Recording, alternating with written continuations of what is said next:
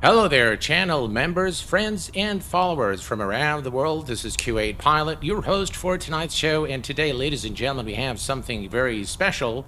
I want to begin today by thanking the team over at JustFlight for providing me with a preview copy of the Black Square Analog Bonanza. Now, building on the success of the previous Cessna Caravan and the King Air by Black Square, they now have two aircraft lined up for Microsoft Flight Simulator. One is the Bonanza, which we're going to be taking a look at today in this live stream, and the other one is going to be the Beach Baron, which I am again quite itching to get a hold of it. Quick note today, but first I want to welcome all of you guys, and I want to thank Edwin Lee for upgrading the membership to Commercial Pilot. Welcome, Rand Cooley. Hello, my friend. Welcome aboard. Boeing Corp Mike, welcome, my friend, from Logan, New Jersey. Saad Al Hanadi, welcome aboard. Usama Muhammad, welcome aboard, my friend. Stan, hello, Stan, welcome aboard. And Tom, welcome, my friend. Alex, welcome, my friend. Welcome aboard. Omar Wali, welcome. And Stefanos, hello, my friend. Welcome aboard, guys. And glad to have you here during this live stream.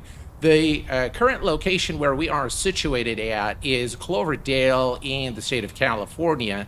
And today, based on the recommendation, I believe it was, I'm not sure if it was Stan or Scott, that recommended we fly to Reno. And that's exactly what we're going to be doing today. We're going to be flying from Cloverdale, California to Reno in Nevada. Should be an interesting flight, not a very long flight, maybe about 130 nautical miles from Cloverdale. Just a quick note, the weather today is absolutely horrendous at Cloverdale, so I had to change the weather as the Bonanza is not certified for flying into known icing conditions.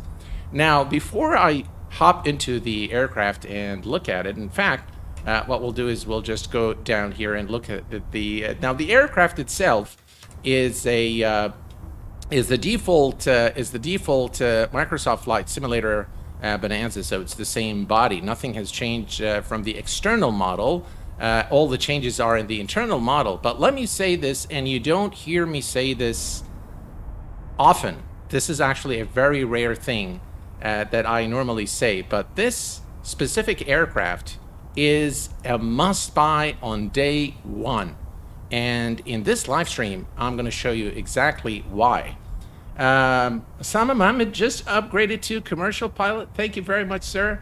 And Matthew Johannesson, thank you very much for your 129 Mexican dollars, I suppose. Good afternoon to you, my friend. Thank you very much. Appreciate it. Thank you for your support. That's very kind of you, sir.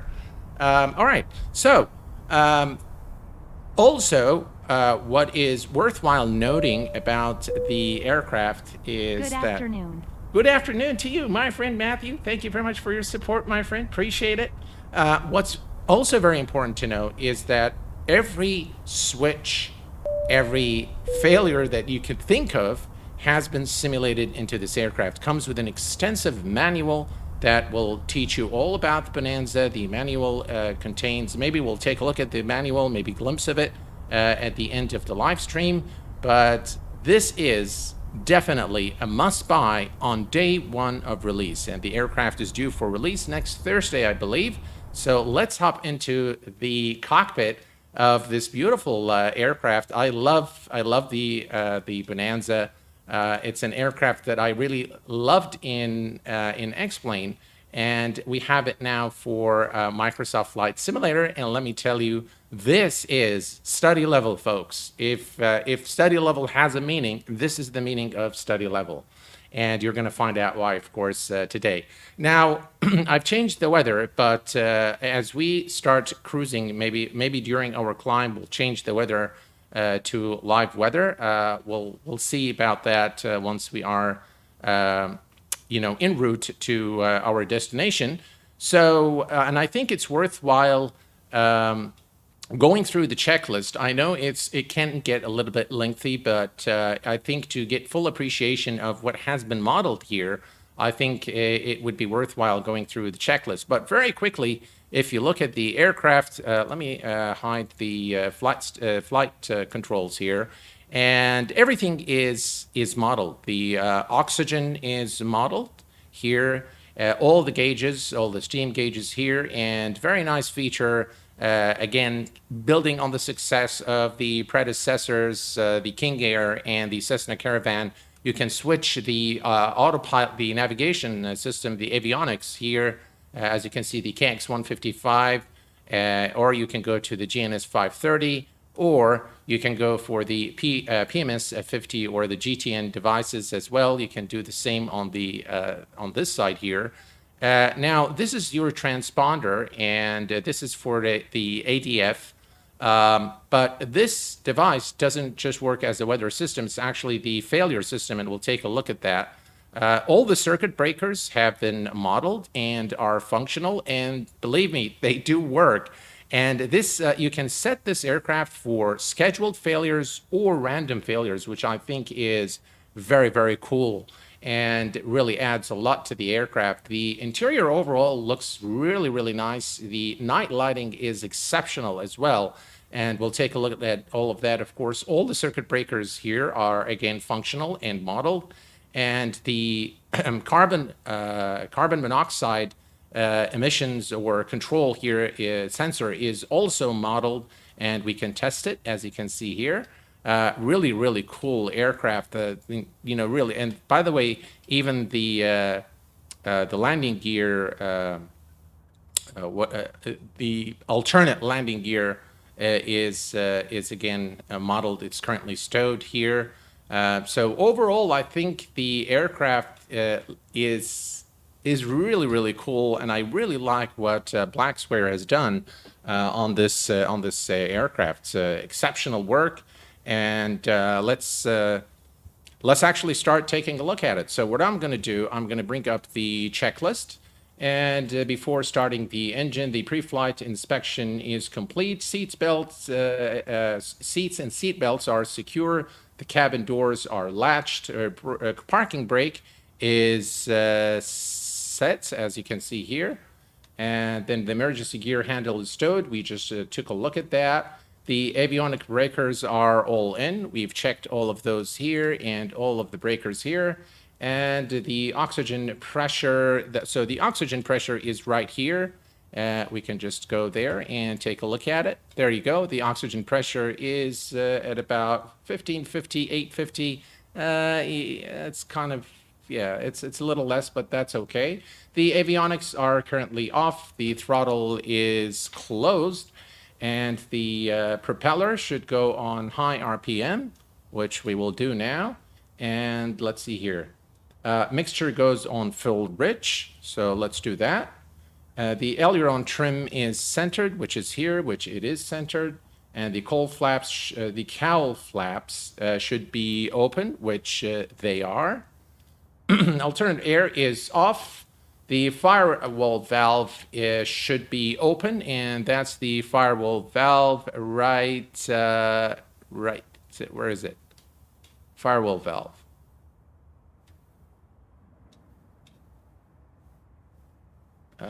Let's see. Where is the firewall valve? There we go. There it is, and it is currently open. Excellent. Landing gear is obviously down. The all sub-panel switches are currently off. The load meter is on primary, which is right here. And the main breakers are all in. Alternative static air is on normal. The CO detector, this is what we've tested earlier, which is right here. We can test that. Let me just zoom in here so you guys can see. Right. Checks okay. And the fuel is on the fullest tank. Now, on the fuel, this aircraft, there are 3 variants of this aircraft. One of which is the one we're flying today, which is the normal Bonanza. As you can see, this particular variant does not have the tip tanks. There is another variant that contains the tip tanks, and the third variant is the version that has the tip tanks and the turbocharged Bonanza, which has a little bit more speed and more range, obviously, than this particular variant. So that's good. And now it's time. So we're going to go ahead and take a look at our fuel and balance. Think we're going to add a little more to the fuel. I'm going to go for about, let's see, 70% fuel. That's about 28 gallons in each tank. I think that's sufficient for our flight today. Let's just make sure. Yeah, that's good.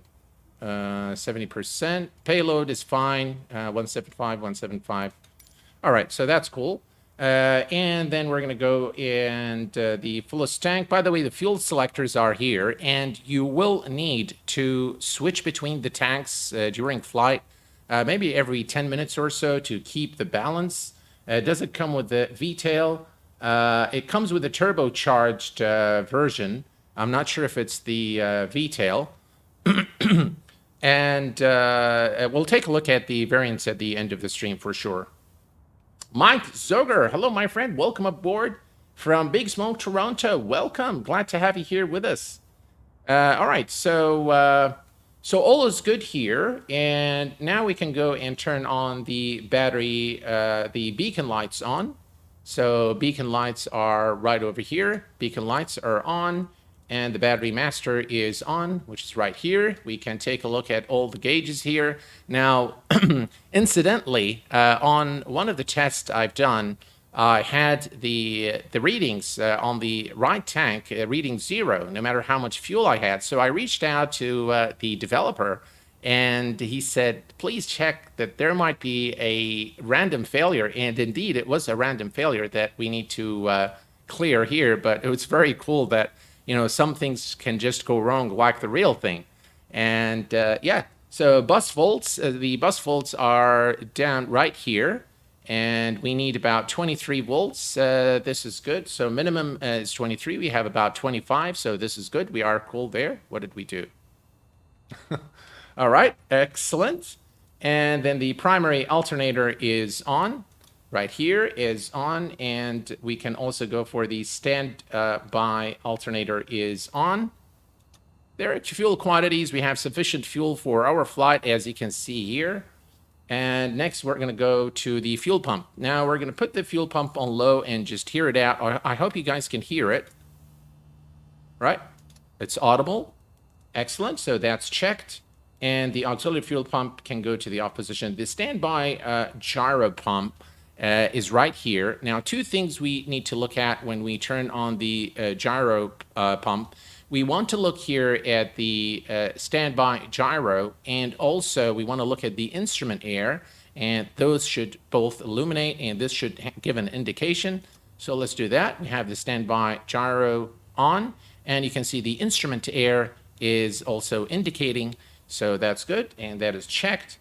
Instrument air is in the green, and then we can turn it off. All right, so we are now done with the pre-flight checklist, if you will, or before start checklist, and now we can do the engine start.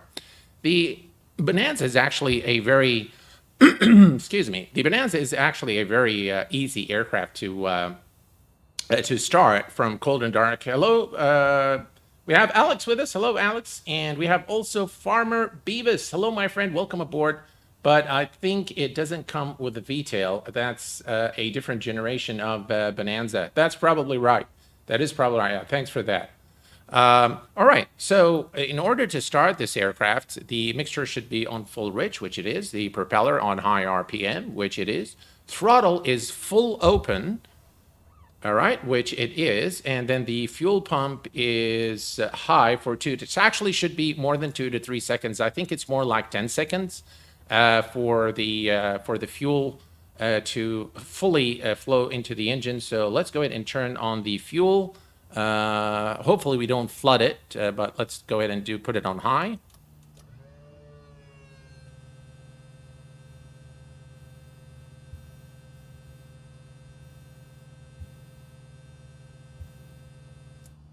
All right, and we bring it back, and we'll open it about 1/2 inch open, and then we engage the starter. Clear prop. Right, that didn't work. Let's go ahead and do it again.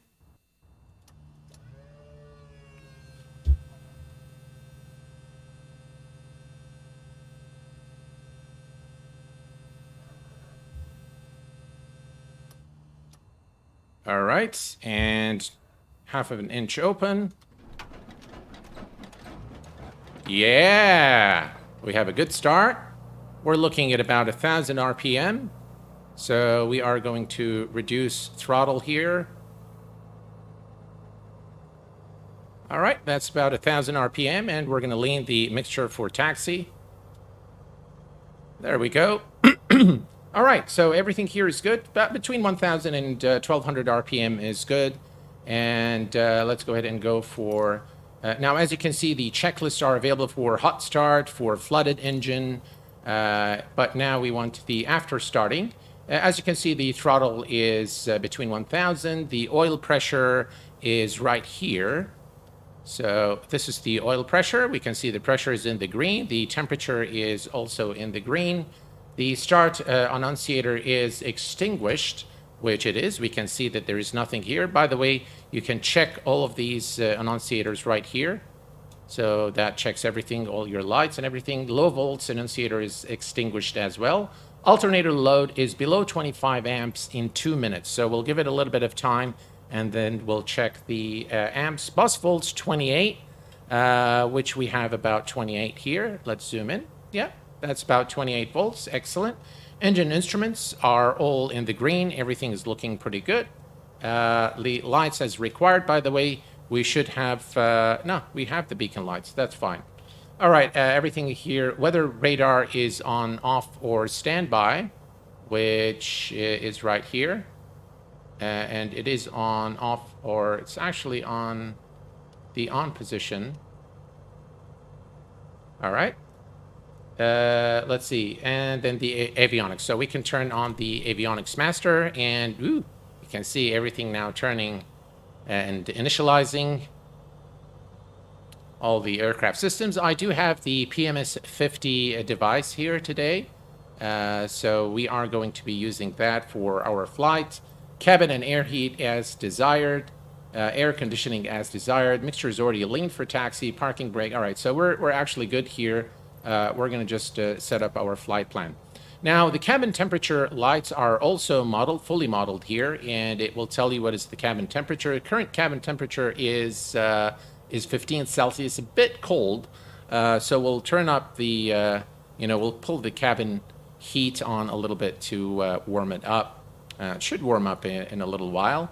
And by the way, this aircraft is fully, the icing condition are fully modeled with this aircraft, and hopefully we'll be able to see that. You can see the cabin temperature now rising. Very, very cool. I really like that. And by the way, you can cycle through all the vitals, all the aircraft vitals from within the instruments here. The EDM 800 device, which gives you the outside temperature and all that good stuff. We'll take a look at that once we are airborne. We're going to say OK and OK. We're going to switch this to... All right, so let's go and enter our Canadian 001. I really love the analog. I don't get some developers... I'm totally there with you, Canadian 001. I absolutely adore the analog gauges. They're just absolutely lovely. I love it. All right, perfect. So we are good now. Let's go ahead and enter our flight plan. And for that, we're going to come here to our PMS-50 device, and we're going to go to the flight plan, and we're going to set our origin airport, which is Cloverdale. Cloverdale is Oscar 60. That's Cloverdale Municipal Airport in California. And the destination airport is Kilo Romeo November Oscar, which is Reno in Tahoe, or Reno or Tahoe International in the state of Nevada. And we're going to put enter. Excellent. And now we can bring up our Sim Toolkit Pro and take a look at the rest of the flight plan. All right, perfect. Let's bring this over here to the side. Let's put this always on top so we don't have to fill around. All right, so we're going to fly direct. We're going to add the en route waypoints now. The first one, a very short route, kind of straightforward, the Orca. Oscar, Romeo, Romeo, Charlie, Alpha, Southwest USA. Enter that. And now we have Orca here. And then we have the approach. So from Cloverdale, we are going to load procedure, departure. There is none, there is none, there is none. All right, so let's cancel that. Let's cancel here. Let's go to load procedure. And the arrival today is going to be through the Orca 1. And there is no transition. Runway 17 left. We're going to load the arrival. And then we're going to go back. And let's go to the flight plan. All right, so KRNO load procedure. The approach is going to be an the RNAV. So we're going to do an RNAV approach today at RNAV 17 left. There we go. Load the approach. Excellent. So now the approach is loaded. And if you look at the altitudes here, we have 16,000 feet at Hobo. But we're not going to go to 16,000. This aircraft's service ceiling is 17,500 feet. So it is more than capable of going up to that altitude. But what we're going to be doing is we're going to go to 13,000 feet. And this aircraft will definitely keep you busy. Now, we are done here. So we are done with the flight plan. And the next thing we're going to do is we're going to come here and set the altitude, which is 13,000 feet. So 13,000 is now set, and we'll arm the vertical speed once we are airborne.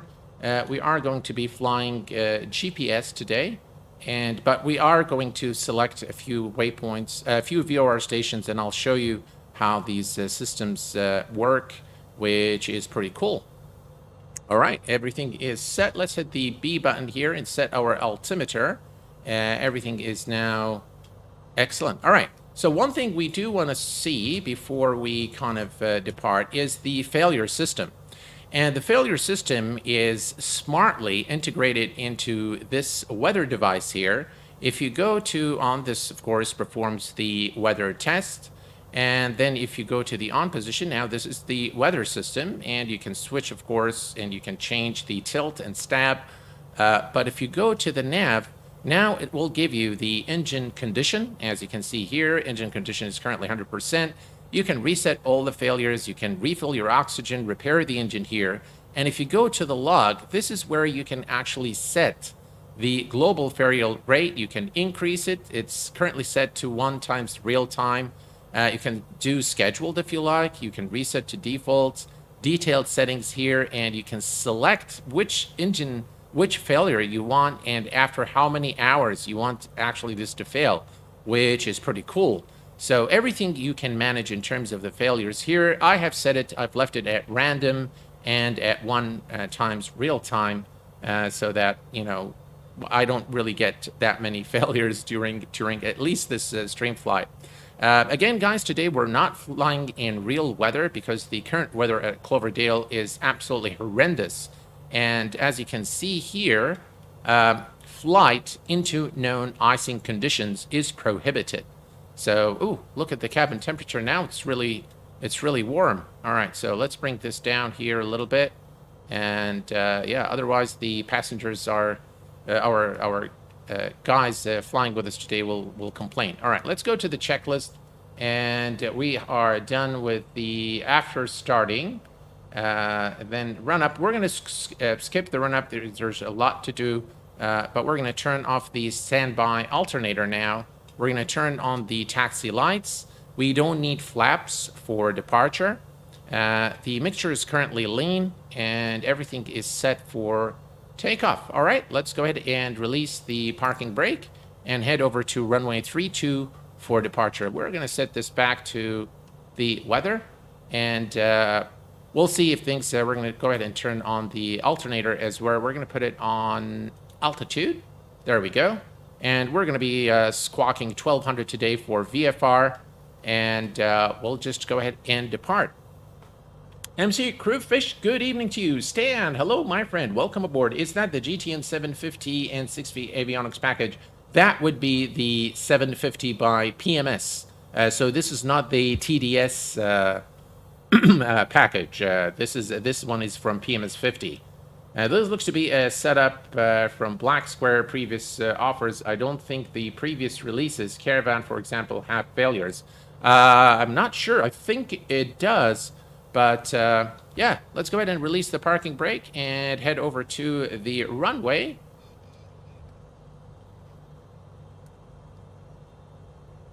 I think I went the wrong direction. So we'll just go through this. I'm not sure why GSX Pro loads all these vehicles. No matter what the airport, they'll always have, you know, the big tugs loaded at airports. It's kind of annoying, especially when you go to airports. You know you'll not find these tugs. But all right, here we go. All right, excellent. This aircraft just really wants to go. Again, the DX12 issues there with the, well, we're going to take Taxiway Alpha. This is the, you know, the DX12 issue with the textures there, which is all right. Doesn't really take much from the experience. It is kind of an immersion breaker if you ask me, but all right. So we're going to head over to the runway now and depart. On trend, most FMCs just don't get the Garmin stuff. I like Garmin stuff, by the way, and I specifically like the. Yeah, it's very difficult to see where the runway is with this DX12 issue. All right, so this is the hold short point for runway 32, where we're going to be departing. All right, so what we need to do here for departure, strobes are on, landing lights are on, taxi lights are off, and the mixture will turn it to full.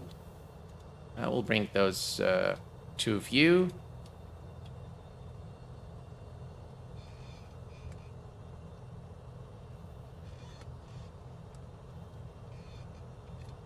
Yeah. Serious immersion breaker there with the runway textures, but that's okay. All right.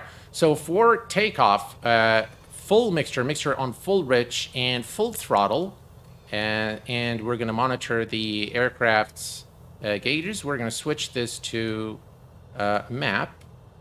That way we can see exactly where we're going. And perfect. Let's go ahead and take off. All right. Full throttle and mixture full rich.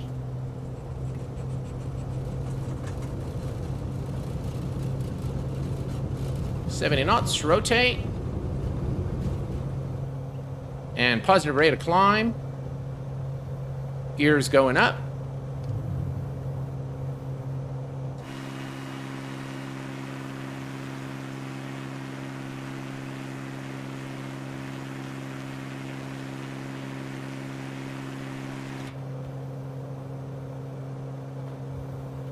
Very powerful aircraft, the Bonanza. Right, let's go ahead and make the turn to intercept the flight plan. Now for the climb, we are looking for 2,500 RPM. So we are going to reduce throttle here. And there we go, 2,500 RPM, excellent.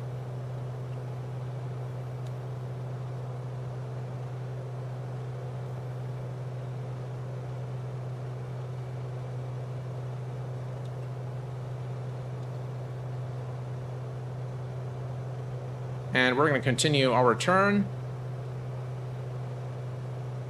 to intercept the flight path.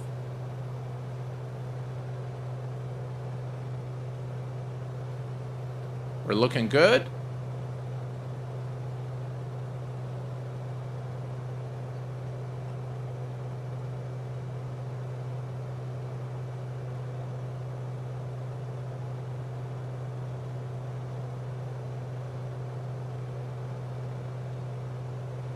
What a lovely place to fly from, Cloverdale. Too bad the weather was really, really bad. Real weather today. It was just visibility 0, and it was very, very strong rain. All right, there we go.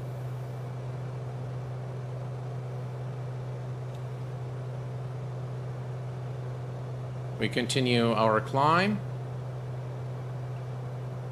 All right, and we are on a path to the flight path.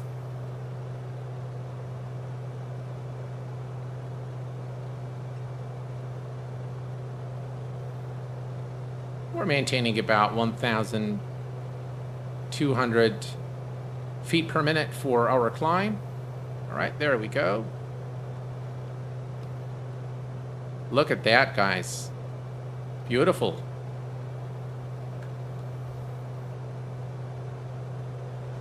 All right, so here's what we're going to do. We're going to go to, this is 13,000 feet.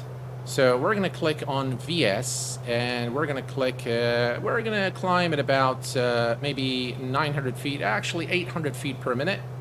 And we're going to say arm, and all of this is now armed. And we're going to begin the turn, and we're going to engage the autopilot. We're going to go to nav, and now the aircraft should do what it's supposed to do and continue the climb at 800 feet per minute. Lovely. We need to keep monitoring our fuel tanks. You can see that the left tank has consumed a little more than the right tank, and that's because we are basically taking the fuel from the left tank at the moment as we continue our climb. Now you can see the we need to start leaning as we're going to, by the way, let's go ahead and turn on the oxygen. So oxygen is on, and now you can see everything here. All the vitals, all the aircraft vitals are shown here. Again, the RPM is at 2,500 RPM. We have about 2,500 manifold pressure. Fuel flow is good. The temperature, engine temperature, EGT is good, and CHT is in the green. Oil pressure and temperature are both in the green. So we are doing pretty good right now, and we continue our climb to 13,000 feet. And as we climb, we'll need to, of course, lean the mixture. Zoom out a little bit. There we go. Here's a look at the outside.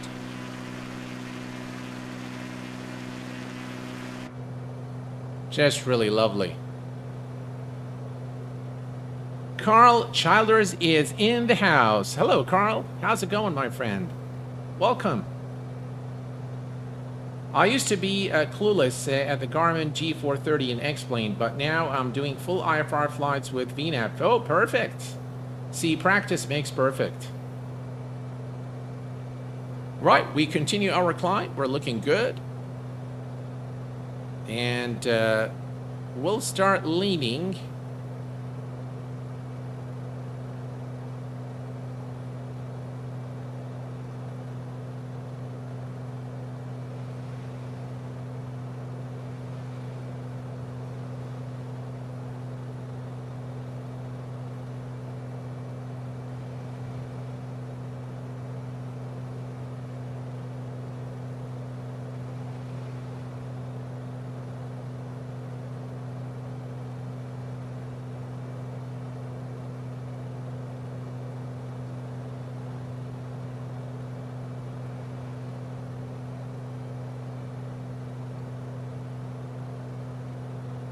All right, so I've leaned the mixture a little bit, as you can see here, and we continue our climb now to 13,000 feet. Throttle is at full throttle, and we'll look for a VOR station a little later on, and we'll take a look at the instruments here. I am tempted to go to real weather, but yeah, the weather isn't very good, to be honest. So, all right, so we are going to come here and remove this. We're going to pull a little bit here, and let's see, cabin. Yeah, we're going to pull this a little more. We want to keep it about 20 Celsius, so we don't want it to drop. Otherwise, it's going to get really cold in the cabin.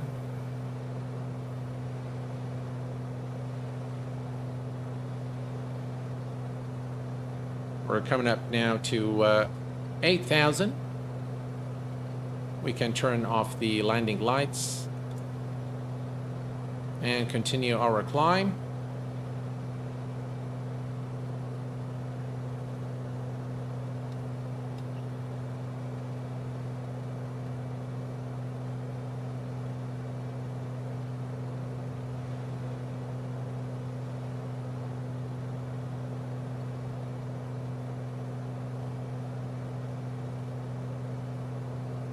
All right, looking good.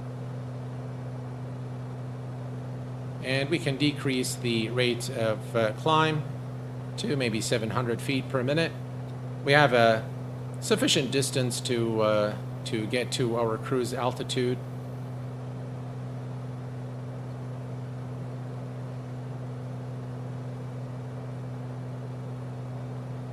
All right. So we're going to just make sure that the, all right, so now you can see here very clearly that the fuel in the left tank is one dash after the half, where this is actually full. So this is a good time to switch the tanks. And we're going to keep changing the tanks to maintain the balance. Otherwise, the aircraft will go out of balance, and that can create problems.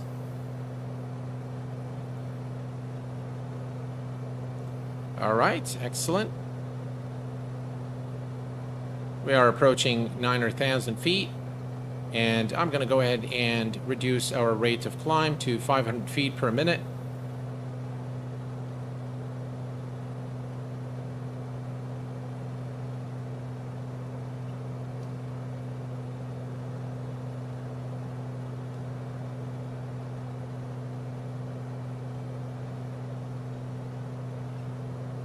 I wasn't sure, Stan, if it was you or it was Scott that asked to fly to Reno, but I decided to honor that as a way of thanking you guys for your support. Yeah, everything here is looking in tip-top shape. We're looking good.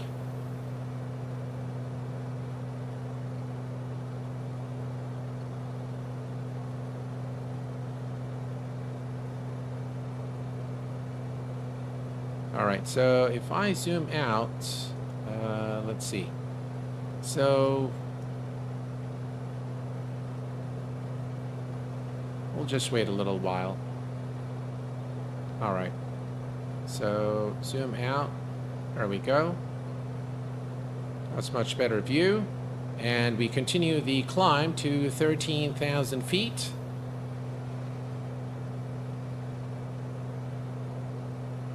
It moved from San Diego and the Marines took Miramar back in October 1997. Ah. Thank you. It's a fun approach when windy.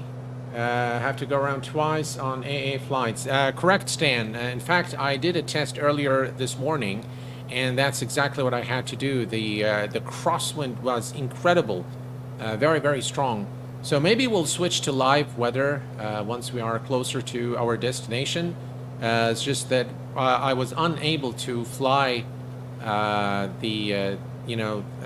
from Cloverdale. The weather was absolutely terrible, so we couldn't really do that. Right, this is 10,000 feet, 3,000 feet to go.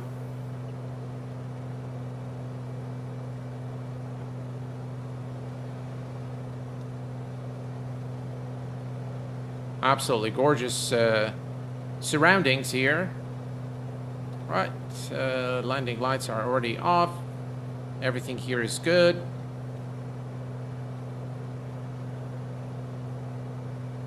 And now you can see that we're starting to consume fuel from the right tank. Very, very enjoyable aircraft. Again, a must-have on day one, guys. Without a doubt. Everything is simulated. Everything is just wow. Really, this aircraft is going to keep you challenged. All right. So now I think we're going to close the cowl flaps and continue the climb. Again, all the instruments are in the green. Everything looking good. Excellent.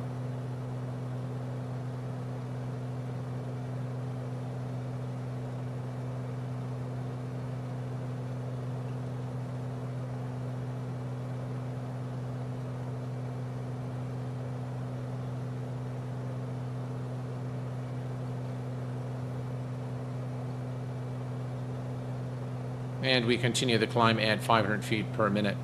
I really like this aircraft a lot, and I really like what Black Square does to the default aircraft in Microsoft Flight Simulator, beginning with the Cessna Caravan, the King Air, and now the Bonanza, and very soon the Beach Baron. Just absolutely gorgeous. Let's take a look at the outside, folks. And here we are flying over the beautiful mountains of California.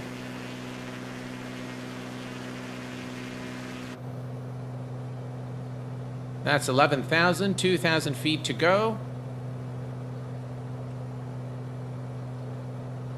Yeah, that's right. Only $32. And I think it's a real bargain for, you know, what the aircraft offers.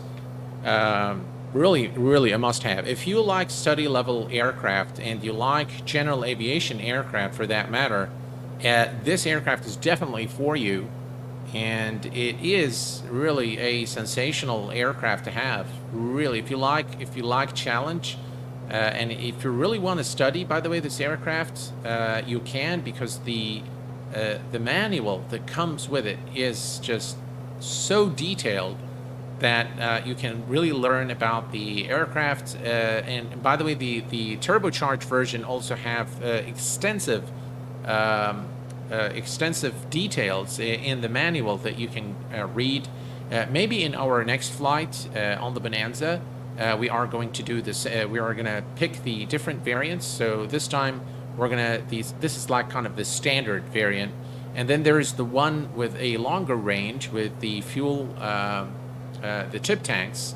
And then there's the tip tanks with the turbocharged Bonanza, which we will basically fly in our next stream of this really beautiful bird. Right, we're approaching 12,000, almost at the cruise altitude. Here, let's take a look at the mixture. The mixture is okay, and 2,500. Now, in extreme icing conditions, you'll need to move the prop to 2,700. And all of these, the defrost should be pulled all the way out, and so is the carb heat and the cabin heat. Cabin heat, ooh, it's now 13 Celsius. All right, that's the altitude warning that we're reaching reaching the cruise altitude of 13,000 feet. So we can now reduce the rate of climb to 400 feet per minute. Actually, let's go to 300 feet per minute. And we're looking good. Brilliant.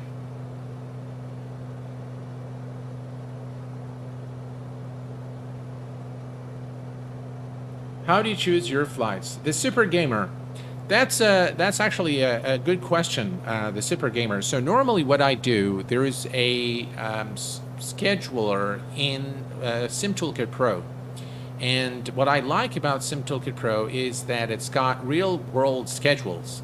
So if you go to download SimToolkit Pro and go to the real-world schedule, and then you can either select like an aircraft. Let's say that I want to fly a 737-800. So I'll go and select the aircraft type. And then SimToolkit Pro is going to give me all the flights on a 738. It's going to give you the departure, the arrival, the airline, flight number, everything. And then I normally sort by the shortest flights first. And that way I can pick a flight that is between an hour or 2 hours or so. And that's how I normally pick my flights. All right, we are almost at 13,000 feet. It should be sufficient to clear the mountain range over at, as soon as we enter the state of Nevada. there is a mountain range ahead of us that's going to be problematic if we are below 13,000 feet. So 13,000 feet should be sufficient for us to clear the... by the way, we are supposed to fly at 16,000. So there's a restriction, actually cannot be below 16,000. But for the purpose of our flight, you know, we will we'll just use 13,000 should be sufficient. But for your information, again, for those of you who just joined the stream, the service ceiling for the aircraft is 17,500. Now, if we look here, again, there are currently, if we go to active failures, currently there are no active failures, which is a good thing. The engine condition is 100. Looks like we haven't really abused the aircraft yet, so that's good. And we continue our climb to our cruise altitude, and right here we are approaching 13,000 feet, our cruise altitude, and everything is looking in tip-top shape. Perfect. So now you can see that this is, we can put here now 13,000, so we are cruising at 13,000. We are about 28 nautical miles from Orca, and then we're going to begin our turn towards, let's see here. We can go to our flight plan real quick. No, that's not what I wanted to do. There we go. We're going to come here to Hubua, whatever you, doesn't matter really how you say it. This is, you can see it here, Hoboa. I guess like boa, the snake, boa, Hoboa. I guess that's how you say it, but I'm sure Rand and Carl can correct me there. Volanta, it keeps copying my message. I don't like Volanta for scheduling. For scheduling flights, it's I feel it's user unfriendly in a lot of ways. I prefer SimToolkit Pro to that, and yeah, we're looking good. We are at 13,000 feet, and time to take a look at our fuel tanks. Maybe another 5 minutes, and we'll switch the tanks again. We'll go back to the left tank. Everything here is looking good. Excellent. And cabin temperature 16. Let's go ahead and pull the cabin heat just a little more. We'll take it back to 20. And by the way, if you click here, you can change from Fahrenheit to Celsius. Again, nice details. Everything is details. Find lean. All right. So, yeah, I really like this aircraft a lot. I think a lot of thought and a lot of work has gone into simulating everything like the real thing. And it's just really very, very nice. Even on the yoke, by the way, you can go to select, so you have the time, and we can go to control and start the timer here, the chronometer, and all the buttons on the yoke are operational. So you can click here, you can use the pitch trim, you can disconnect the autopilot. Everything it works exactly as it should and as it is in the real world counterpart. Really excellent work by Blacksware, and yeah, it's just really a fun aircraft. And we're going to continue now at 13,000. If we zoom out here, this is Orca, and as you can see, it's showing 4.4. But then if we go right here, you see this is 16,000, and this is where we're going to make the turn towards Caxel. From Caxel to Nuco to Roxjo, then T-Boy, from T-Boy to Sea Cow, and then Warwicks, and then runway 17 left. And of course, we're performing an RNAV approach today over at Reno, so should be interesting. Yeah, shouldn't take us very long either. We're looking good. Excellent. Thank you very much, Rand. Appreciate it. Right, let's take a look at the outside, folks.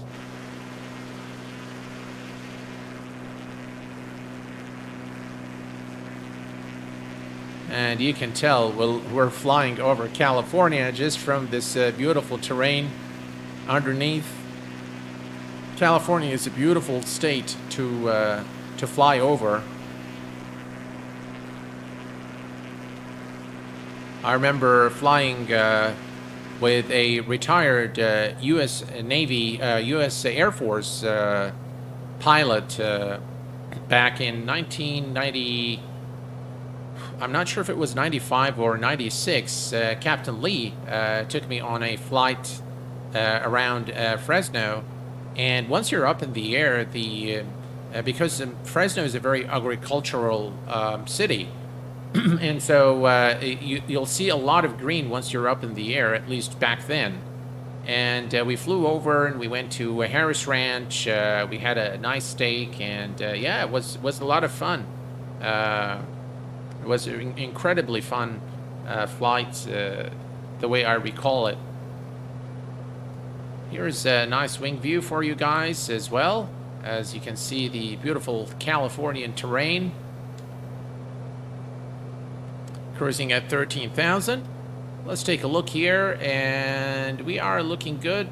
All right, so slightly more consumption on the right tank, so I'm going to go ahead and switch to the left tank again. And again, you have to keep doing this to maintain the balance of the aircraft. We're going to switch the tanks in about 10 to 15 minutes or so.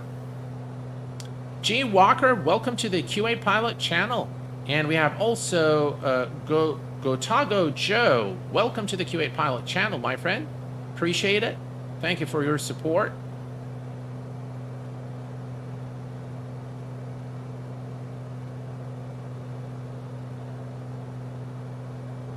By the way, the throttle stays at maximum, and the only thing you need to do is lean your mixture and your RPM. And again, we're looking at 2,500 RPM, so everything here is looking good. And as we begin the descent, we will start to increase the mixture. And then, of course, right before landing, mixture should be full rich for the landing into Reno. We are doing 140. This aircraft is capable of doing about 160. But I think we're fine. And we can actually look at the passengers windows here on the back of the aircrafts and admire the Californian terrain again.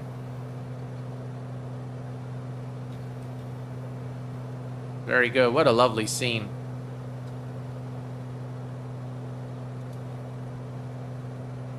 All right, perfect.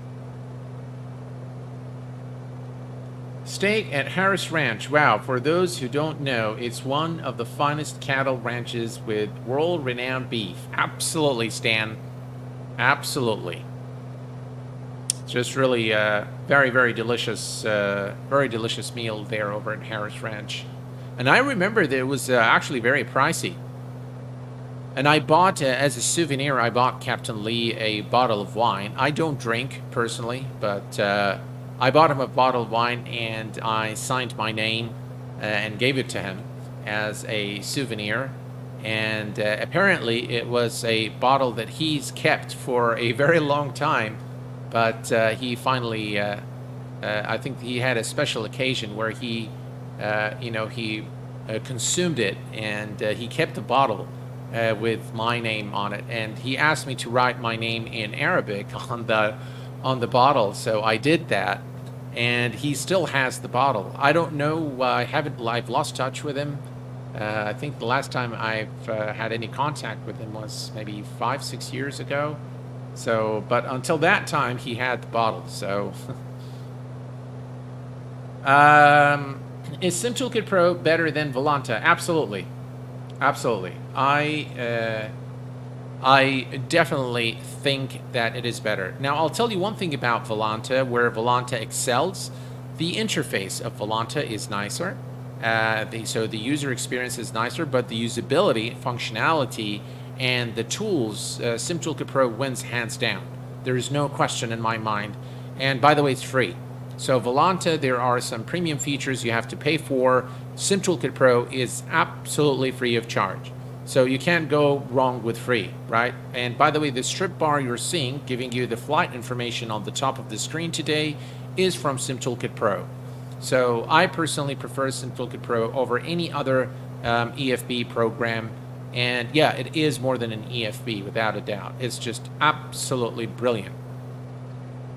I really cannot recommend it enough. It is one of the finest, tools of the trade for flight simulation. All right, now we're seeing the message here. Again, like you'd expect, and the message is simply saying that arrival at waypoint Orca. So we're arriving into the waypoint here, and then we're going to make the turn towards Hobua. And yeah, all is looking good. And we should, hopefully it's not too, I'm not sure if we should switch to real weather. It will mess up our altimeter without a doubt, so we might need to adjust things for our altitude. But I think we'll just keep it nice and simple. Unless you guys want me to go to real weather, then we'll do that. Volanta's UI is better, that's a fact, but StimSilicon Pro has more features. Yeah, that is absolutely right. Jim, hello Jim. How's it going, my friend? Welcome aboard. Glad to have you here with us. All right, and here is our turn, ladies and gentlemen, towards Hobua. And as we make our way to Reno, about 81 nautical miles, so we're not too far now. And we will begin the descent shortly towards the airport. Should be good fun. The approach is rather beautiful, and there is probably a little bit of snow there right now in real. If we switch to real weather, you'll see the snow. But for our approach today, maybe we'll just keep it. We'll keep it nice and simple for our flight. X-Plane still has no release notes on the site for 12.04 revision 2.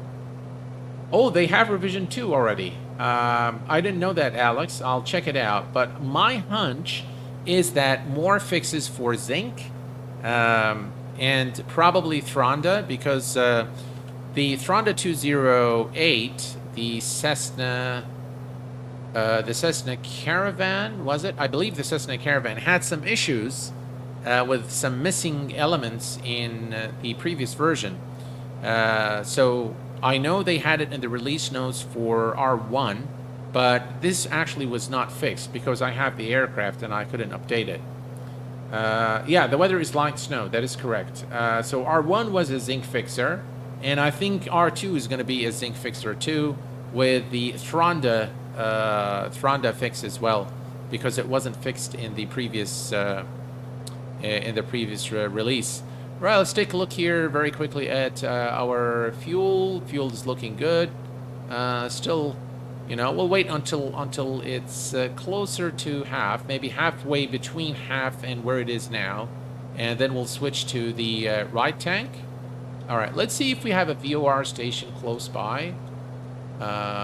We should see some. All right, let me go to back. KMC.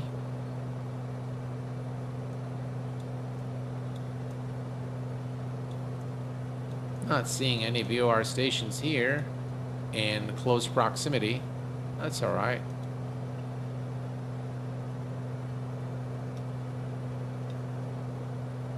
Here's another look at the outside.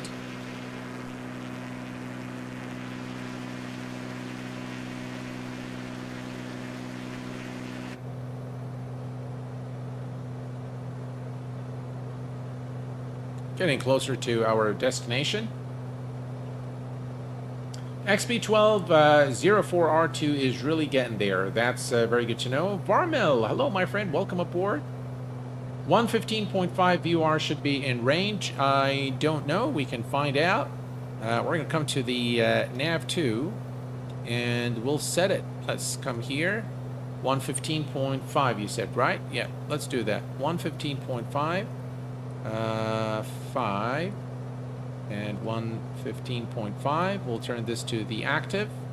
Yeah, you are absolutely right. It's about 32.5 nautical miles, and yeah, it's right there. So you can see all the equipment here works. Obviously, we don't have anything on nav1, so nav1 is not tuned to a frequency that we can that is currently detectable.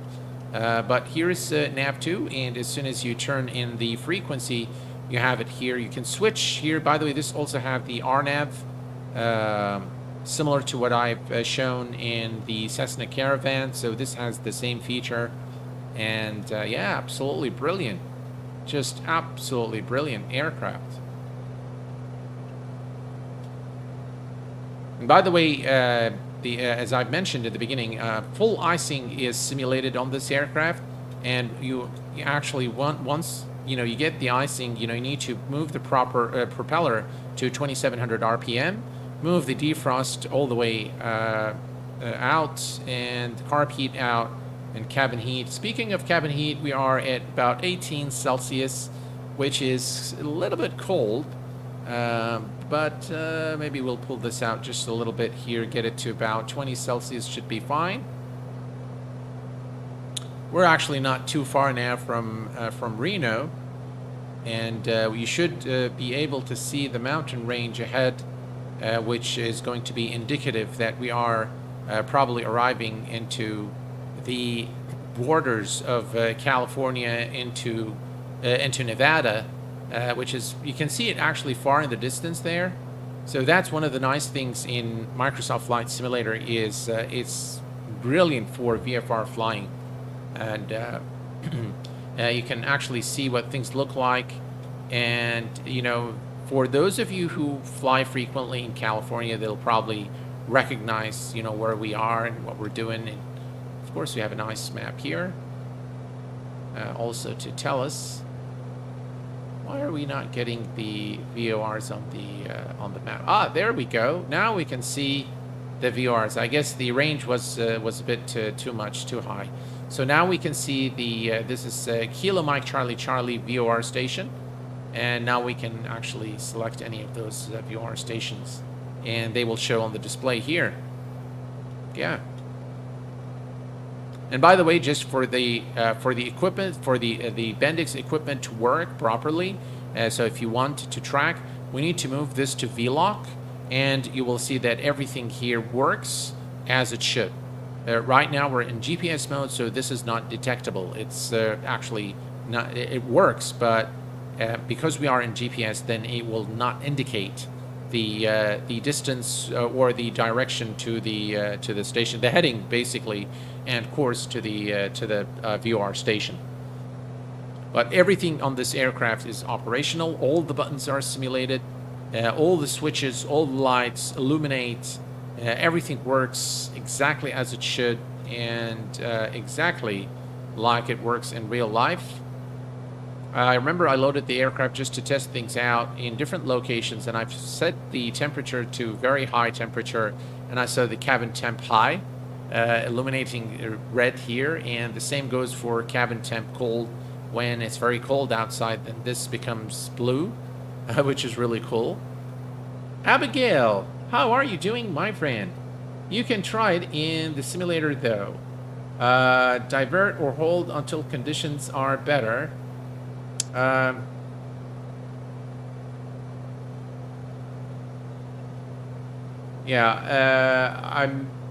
you referring to the weather divert or hold until conditions are better? I suppose you are referring to the weather, aren't you, Abigail? Yeah, the weather conditions are absolutely terrible right now. By the way, the entire flight route, I've tried this flight route earlier, and it was perfect. The sun was up. There were a few clouds over at Reno, but nothing too serious. But now, when I actually came to do the stream, the weather was absolutely terrible. So yeah, I decided to switch it to few clouds or something like that.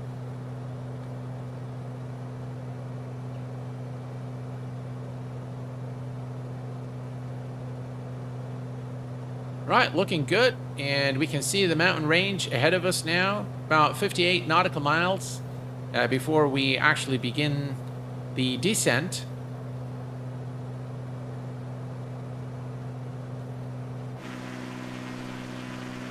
And here's a look at the outside.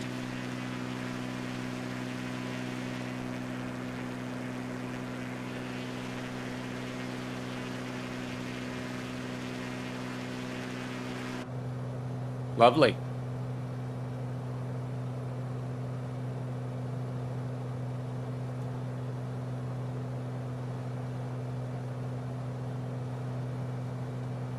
I really like general aviation aircrafts, and I think that Black Square has really um, developed something very immersive for the flight sim community. And I absolutely love what they're doing. They kind of are like the reality expansion pack by sim coders for X-Plane 11, X-Plane 12. That's essentially what they're doing. So they take the default aircrafts or an aircraft that's not very, realistic, and then they add to it, and they bring life to those aircraft, and they simulate it to an extent where I think it is really, we can definitely call this study level, and this is study level without a doubt. Now, by the way, guys, there is a lot more to this aircraft if you actually read the manual and understand how each one of these systems work.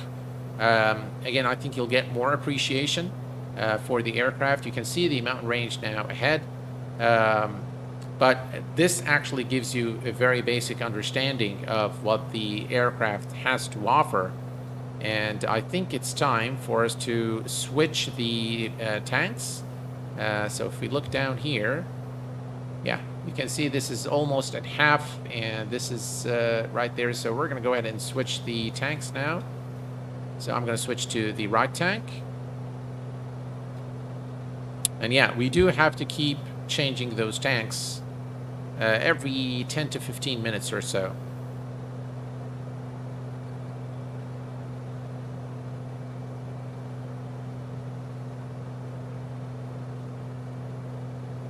How does it compare to the King Air? Well, Abigail, the King Air is a very different aircraft, without a doubt.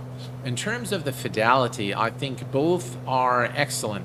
Now, all the switches again are modeled. The electrical system, the fuel consumption, fuel burn rate, all the aircraft instrumentation, all the circuit breakers are modeled, and this is exactly the same in both aircraft. Now, which one do I prefer personally? I personally prefer the King Air. I like the King Air. It's one of my favorite GA aircraft. But I like the Bonanza and the Beach Baron just the same. They're actually, those three aircraft are I'm very fortunate that Black Square are working on these because they happen to be one of my favorite GA aircraft besides the Cessna 172 and the Piper 28. Those happen to be one of my favorite GA aircraft. We can see now the mountain range ahead of us, but in terms of the fidelity, I think they are both great. I think Black Square has really taken their time to develop some very fine add-ons for Microsoft Flight Simulator, and they've taken their time to, I suppose they have access to a real aircraft, because if you actually go to the manual and you read through the manual, you can tell that all the information there comes from the real world data. So I assume that either they've had access to a real Bonanza, or that they had a real Bonanza pilot assist in the development of the aircraft.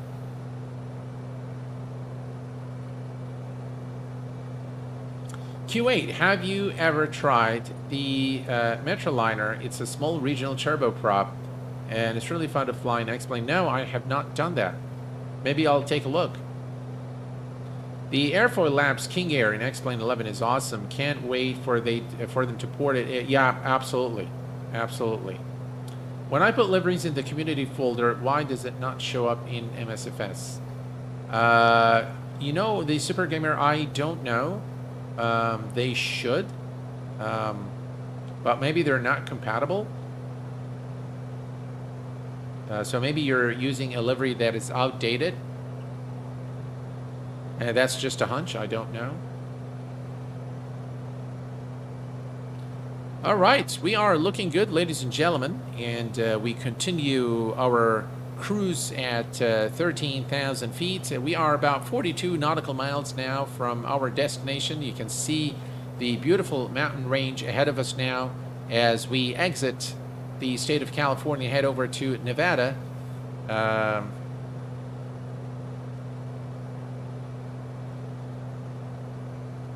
I do like the sounds of the aircraft.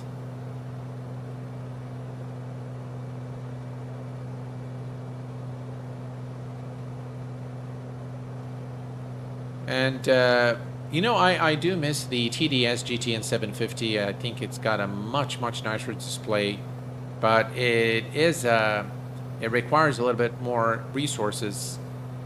So for those of you, the PMS 50 is a good alternative, but the TDS GTN 750 is based on the real-world Garmin device and requires the Garmin trainer to be running on your machine.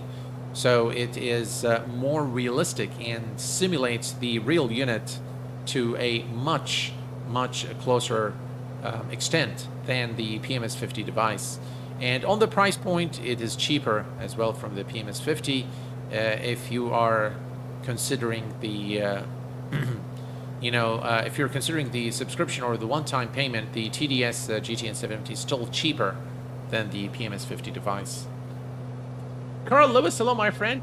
Welcome aboard. Glad to have you here. TDS is great, but totally drains FPS. Absolutely. Reality Expansion XP GTN is much better in that regard. Yes, I do agree with you there, without a doubt.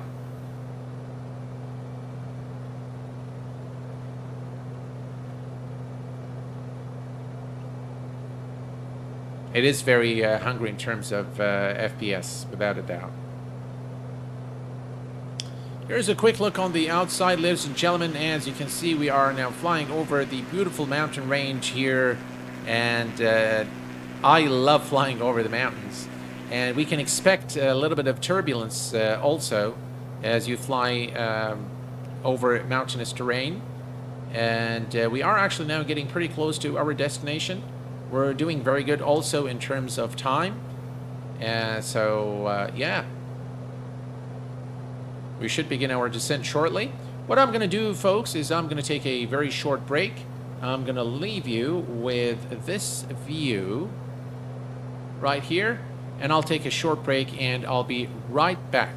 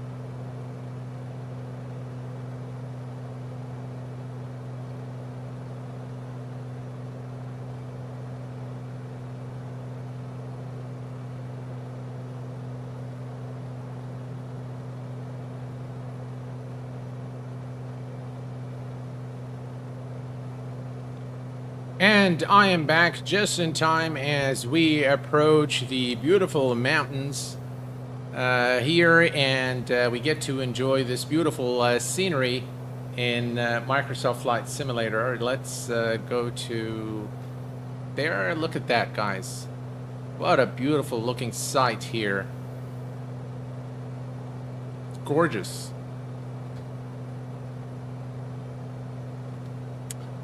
To reach our Hoboa. And then we're going to make a right turn over the mountains here in Nevada. And that would be our descent right about here from Caxel. We're going to descend to 10,000 feet. And then from 10,000, we're going to go to 8,600 to 7,800. 6,900 is the initial approach platform or altitude for runway 17 left over at Reno.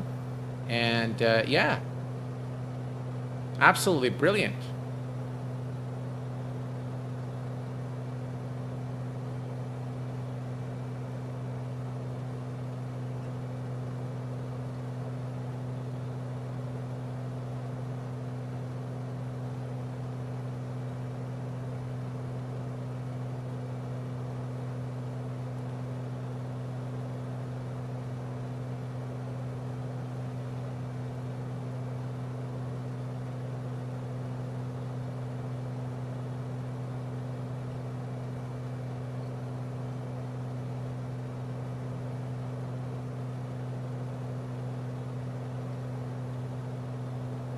Holly, have any of you seen the K6? It's in the middle of an airport. Yeah.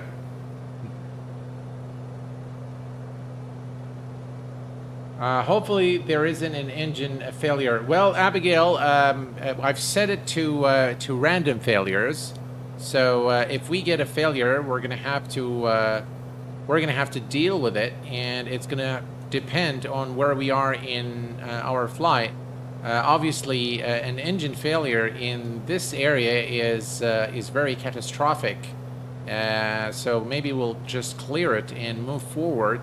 But if we get something else, obviously you can simulate any of the failures by clicking on the circuit breakers, as they are all simulated. So yeah, and then you can, by the way, set this as well. There we go. You can select what to see here. It shows everything, which is pretty cool. Yeah. Quick look at our instruments here, just to kind of monitor everything. Manifold pressure is good. The RPM is still at 2,500 RPM. Look at the details there. You see how the needle actually shakes. It vibrates. That's really cool. That's very, very nice. Fuel flow is about 12 gallons per hour. And the EGT temperature as well, CHT, are both in the normal range. Oil temperature and pressure are in the green. Instrument air is in the green, so that's good.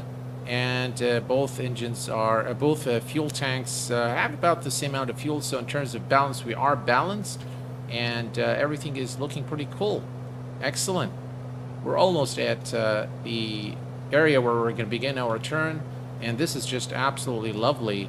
Let's take a look here real quick. Just look at that again. Very, very nice mountain range here as we approach Reno. I think this is one of the new favorite aircraft for Microsoft Flight Simulator that I will be flying more often.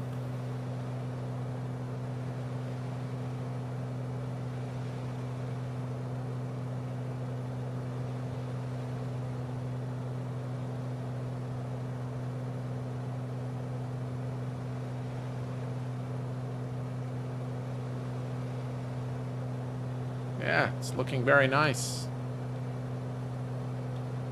Here, let's switch to the outside. Again, I think this gives you a much better look at the mountain range Look at that, guys. Wow, this is beautiful.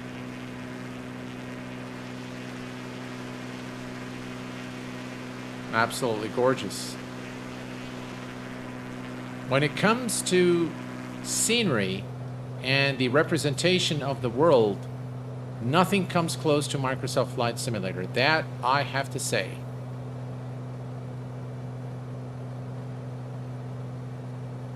How does the night lighting look? Nice lighting. Boeing Corp Mike. The night lighting looks very good. We'll take a look at that once we land over at Reno. We are obviously flying in real time today, but not real weather because the weather is absolutely horrendous over at both the departure and arrival airports. So we decided to go with. By the way, the airport is not too far. It's somewhere right over there. So this is the mountain range. We're going to make the turn, and then we're going to begin the descent towards the airport. It's a really lovely approach into Reno. And thank you, Stan. I think it was you who suggested this yesterday during the Q4XP stream. So thank you for that. I think that was a good good recommendation on your part. So appreciate it.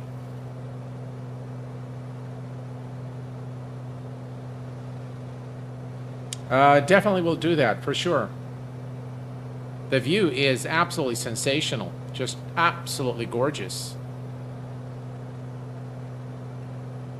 As you can see here, there is a restriction, 16,000 feet, but we should be fine. 13,000 is sufficient to clear the mountain range. Shouldn't be. We're actually very close. Some of the tips of those mountains is about 12,000 feet. So we're going to be about 1,000 feet above the tip of one of the mountains en route to Reno, but should be sufficient. Again, look at the beautiful terrain here. Very, very nice indeed. Lovely aircraft. Everything is functional. Everything works. Let's do cabin heat too much. So we're going to bring it back in. And oof. Must be very hot in the cabin right now. So we'll bring this back.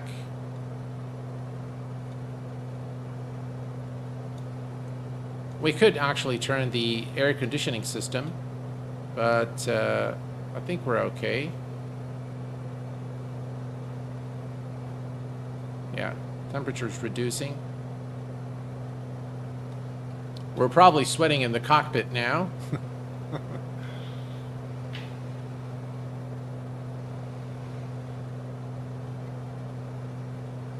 And we are almost there, guys. We're almost at Reno now.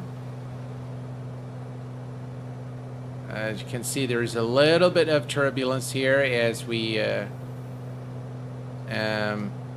right, so those are the mountains that are very high. The tip of these mountains is probably at 12,000 feet. So we're going to go right across these mountains, and then we'll make the turn back towards Reno and land. But we can definitely feel the turbulence now. And this is one of the things I really like also about Microsoft Flight Simulator is the... I think this is mainly XP Realistic, by the way, doing this work. So definitely an add-on that is a must-have. All right, we're getting the message here on the display. Let's take a look. And saying arrival at waypoint Hobua. So right there, we're arrived at the waypoint, and then we're going to make the turn, a right turn, towards the beginning of our star into Reno.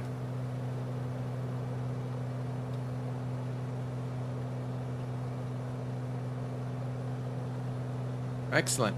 Let's take a quick look at the fuel tanks. I think they all look pretty much the same. So we'll let the right tank consume a little more, and then we'll switch to the left tank again. Again, very, very important that you remember to switch the tanks throughout your flight. So this aircraft is definitely going to keep you busy with the leaning of the mixture.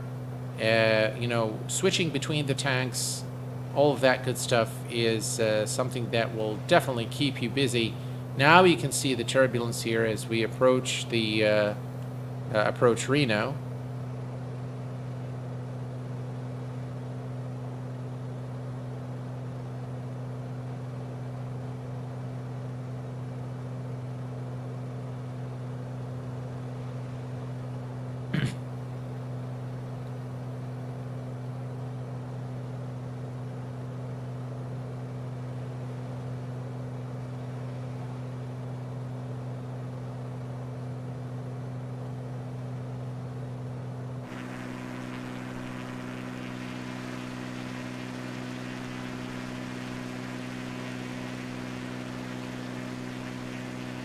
I'm not very sure I like how the aircraft keeps wobbling up and down, but yeah, it kind of constantly does that. I don't think it does that, you know, that often in real life and to that extent, but this is looking absolutely gorgeous. Yeah.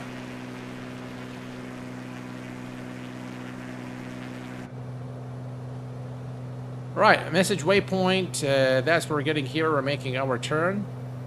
And if we look at our flight plan, so there we go. So we're making a turn now. Right, there we go. So if we go to the flight plan, here, let me zoom in real quick.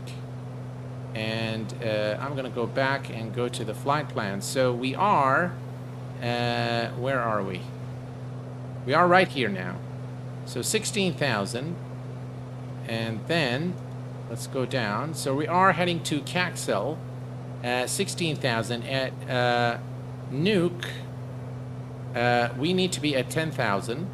And we have sufficient distance to clear that 3,000 feet. So we are good. Here is our turn.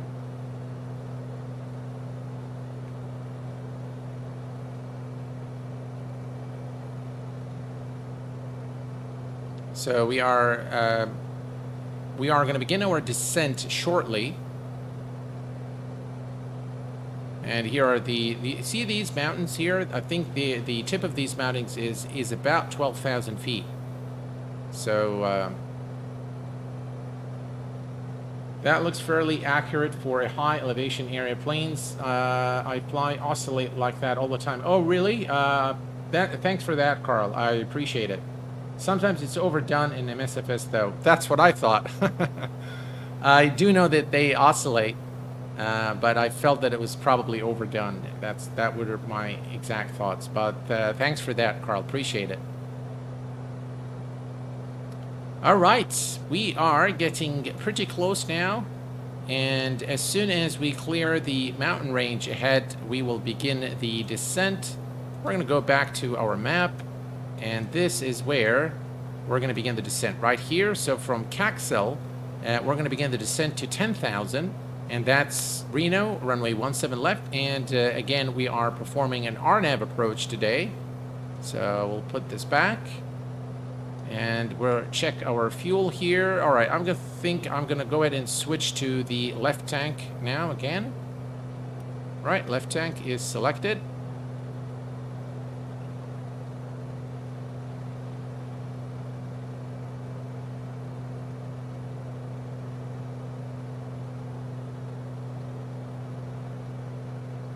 Look at that, guys.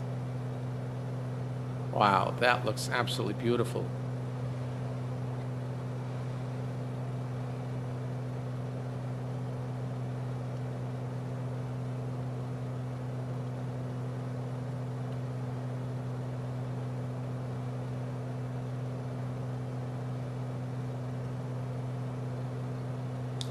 Peter! Hello, Peter. Welcome aboard, my friend. Glad to have you here with us. How have you been? It's been a while.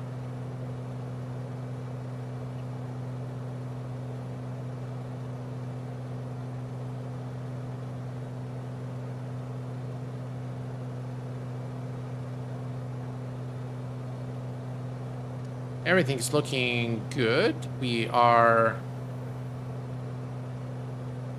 Still at 13, and we should begin our descent shortly.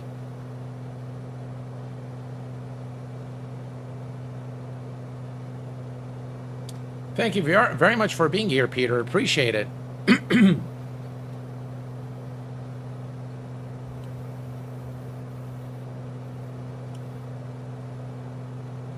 And we're coming up now on the mountain range here.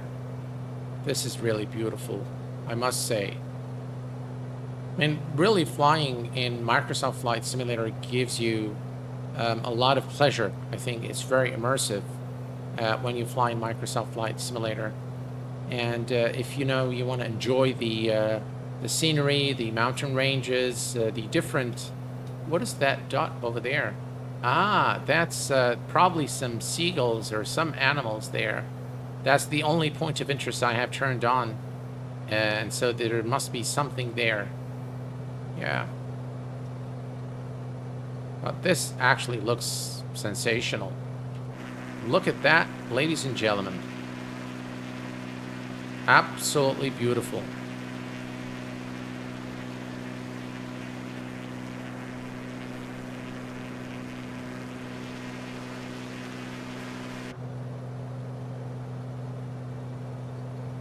All right, so we're going to begin our descent in 20 nautical miles. And the airport is to our left. So somewhere over here, I believe that is Reno. That's the airport right there. I think we can see it now. That's the runway. And yeah, we're almost there now.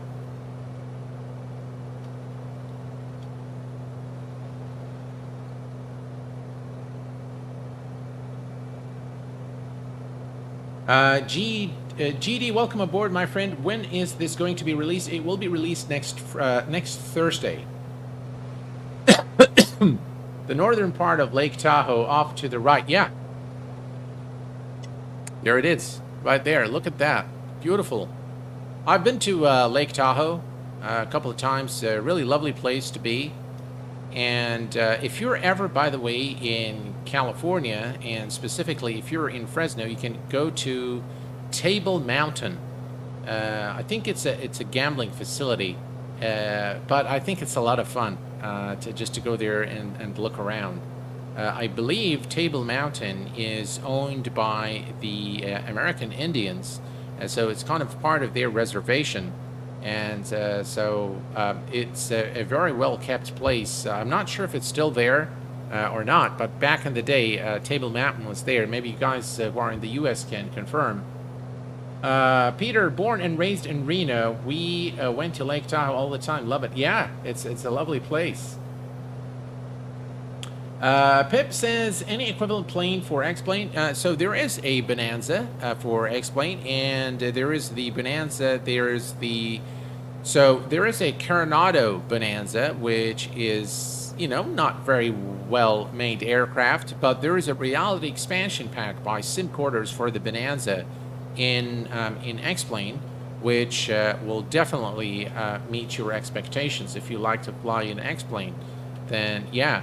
But in all honesty, guys, I like what Blacksquare has done to this Microsoft default Bonanza more so than what Simcorders has done to the Bonanza in X-Plane, to be completely honest. I think they've done a lot more work in this Bonanza as opposed to the Reality Expansion Pack. Again, the Reality Expansion Pack is great. It's got the walk-around feature. It's got some features that are not here. You can replace the oil, and you can select some winter, the winter toolkit, the heater, and all that. So there are some elements that are not here, without a doubt. But as far as the aircraft itself, I think this is wow. It's mind-blowing what they've done and how they've revamped this. And of course, the thing is with this. With Microsoft Flight Simulator, I think the base aircraft does help also because it's a very well modeled aircraft. But that's about it for the default Bonanza. And by the way, there is a Bonanza mod available on Flight Sim TO, and I believe that it works fine with this Bonanza. As this is a pre-release version of the aircraft, the developer has requested that we remove any other add-ons just so that it does not interfere with with this one. But it should work fine if you already have it. Mohammed Al Sayed, welcome aboard, my friend. Glad to have you here. All right, here we go, and in about 10 nautical miles, we will begin the descent to 10,000 feet. So what I'm going to do is I'm going to reset the MCP altitude to 10,000. We're going to wait to arm the vertical speed. Now you can see some tailwinds. That was pretty cool. And you'll see that happen in real life, by the way. Those little, the wind would just, the packet of wind just throws you either to the left or to the right. That was very realistic. There we go. Beautiful.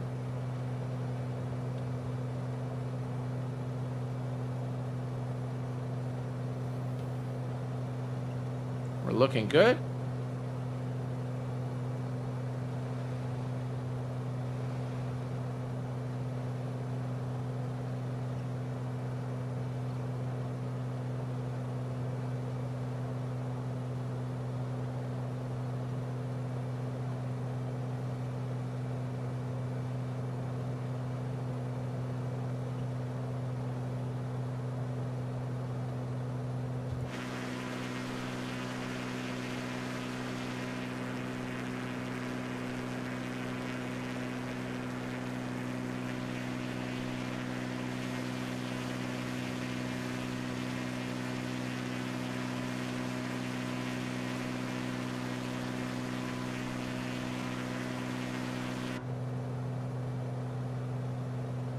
All right, here we go. In just about 4 nautical miles, we'll begin the descent.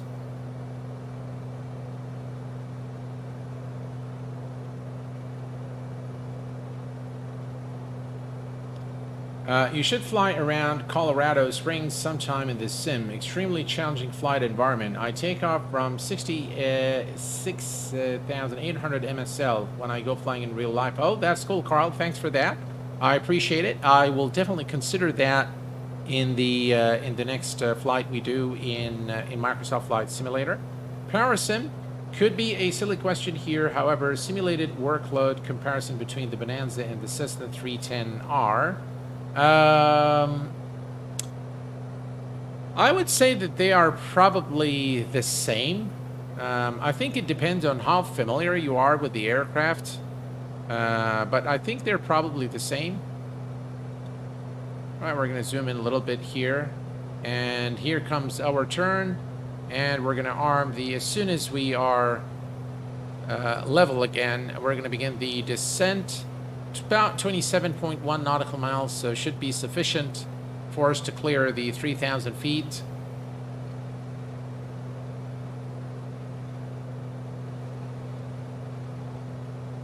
And we're going to have to ease off on the throttle a little bit as well.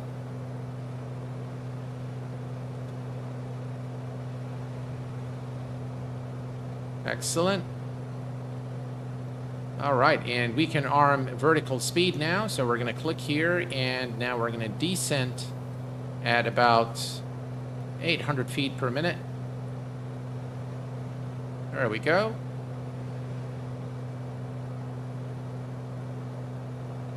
And of course, we are going to hold at 10,000 feet.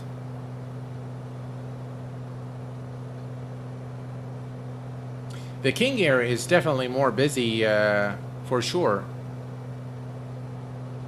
I love the King Air, by the way, and I think it's a brilliant aircraft.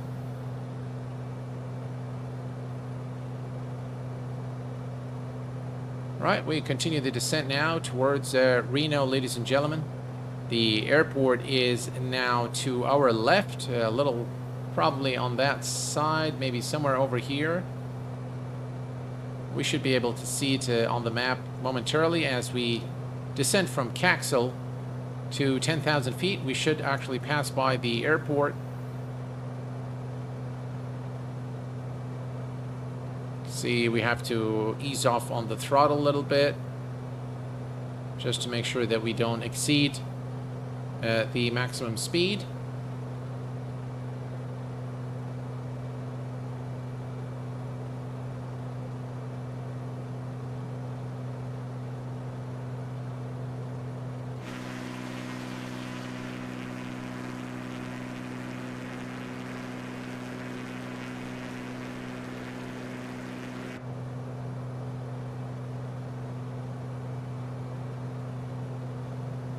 We're descending nicely towards 10,000 feet.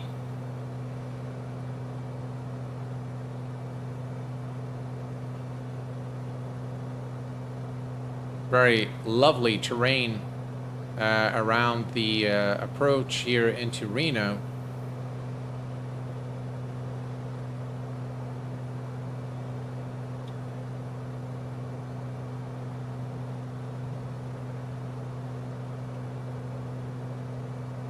B3 burner, hello my friend.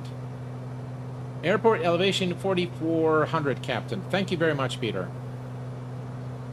Sorry I'm a little late to the party. No worries at all, B3 burner.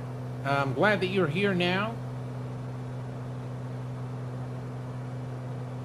Oh, okay. Virginia to the right, I see. Let's take a look here. Wow, this is really nice. Just really gorgeous.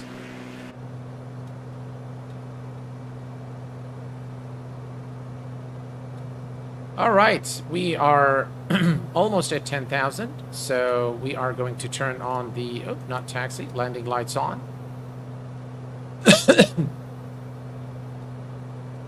And let's make sure the fuel tanks, all right, let's switch to the, actually we'll wait a little while and then we'll switch maybe to the right tank. And it'll probably be the last switch before we land. Excuse me. All right, here's 10,000 feet and we're gonna level off here at 10,000.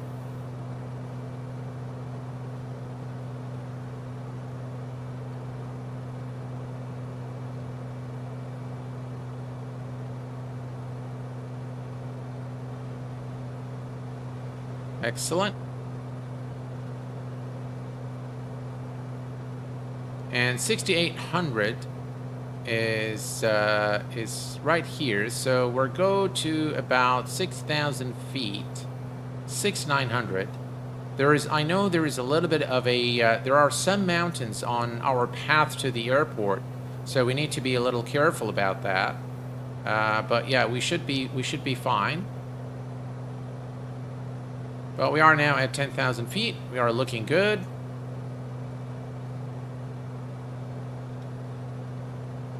Look at that, guys. Look at this just beautiful sight of the approach into... That's the airport, by the way, right there. And that's runway 17 left right here. That's where we're going to land. So we're going to make a turn all the way and come back to land. For those of you who just joined us, we are performing an RNAV approach.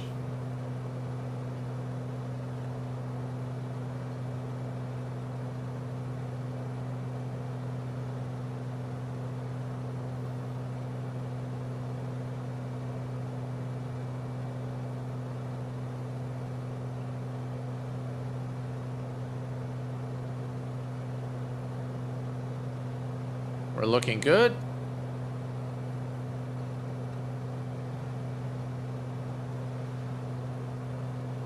Just really lovely aircraft.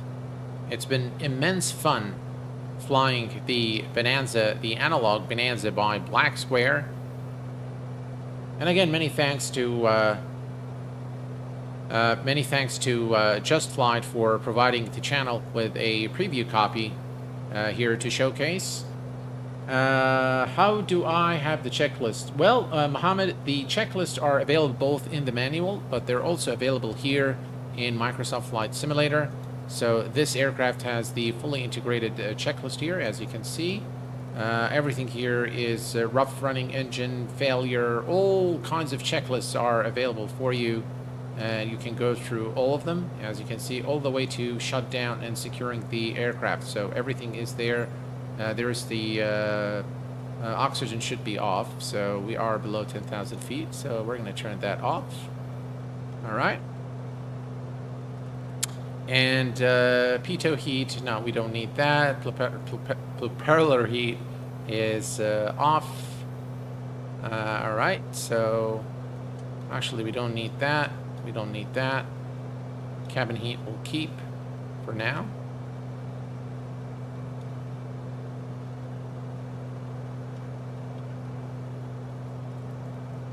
Mixture is maximum power. We'll do that in just a few, maybe we're at 8,000, we'll put the mixture on full rich again.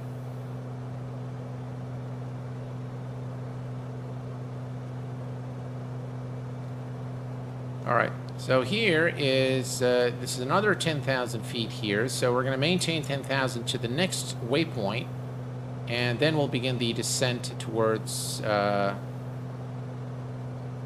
8,600.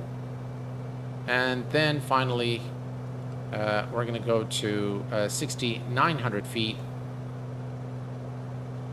And then it should be the arrival into Reno.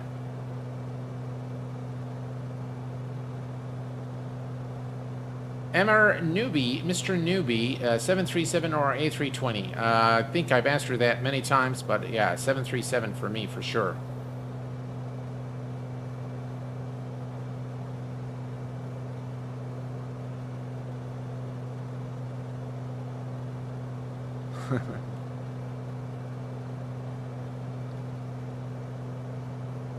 All right, message waypoint. We're approaching the next waypoint, and then Roxjoe is the next waypoint, and we're going to maintain 10,000 feet. We're looking good.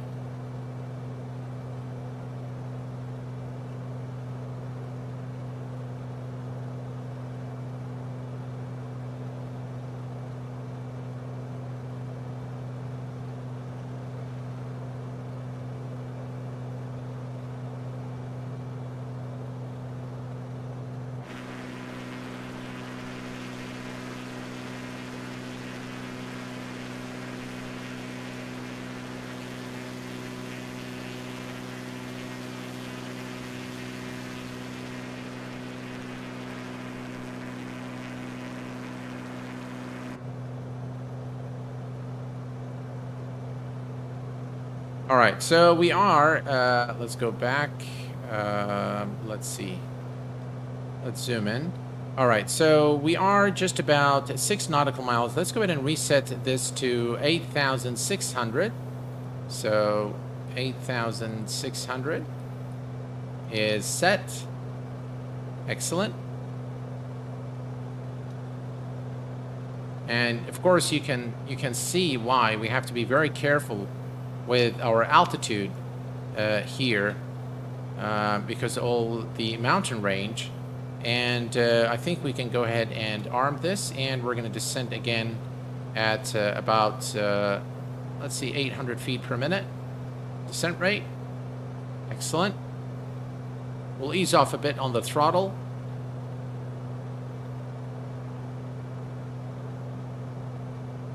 And I'm going to begin moving the mixture to full rich incrementally.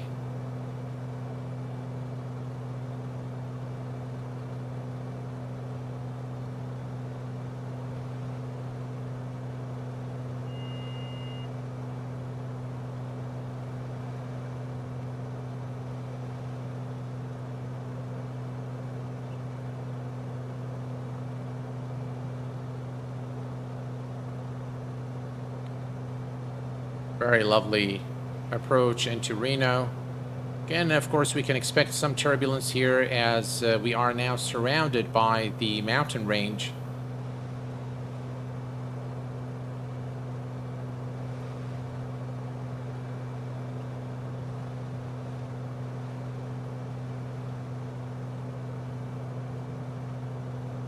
And here is the turn.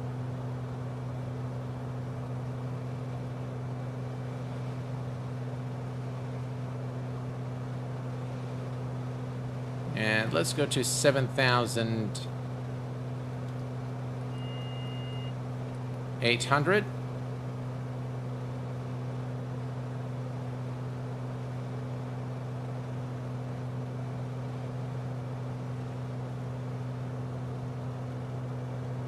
We're going to keep the descent rate at 800 feet per minute.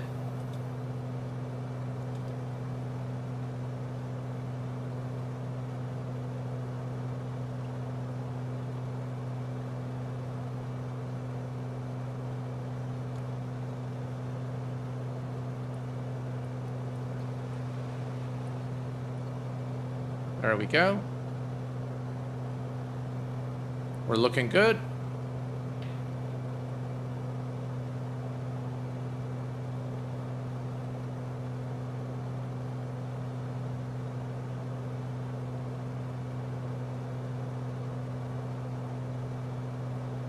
Three nautical miles, and we'll begin the turn towards Reno.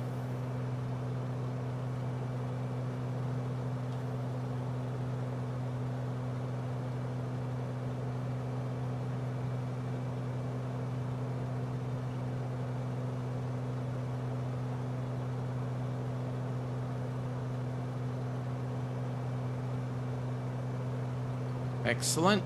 We're looking in good shape.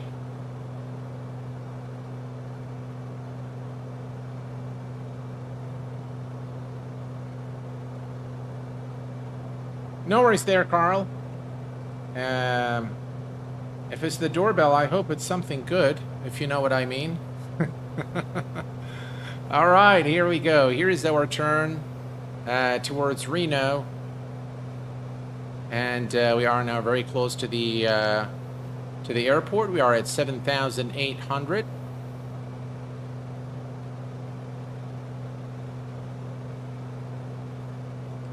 All right, we're going to reset now the altitude to the final, which is 6,900.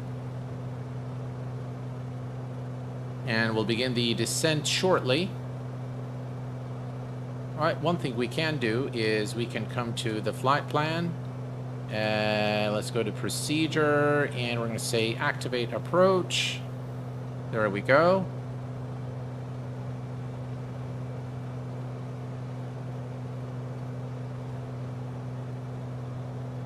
Excellent.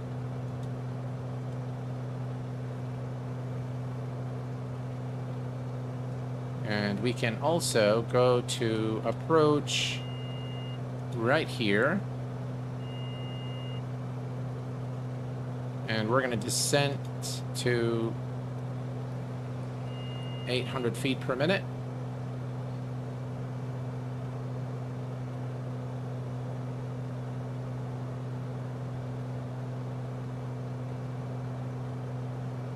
And the airport should be right ahead of us now.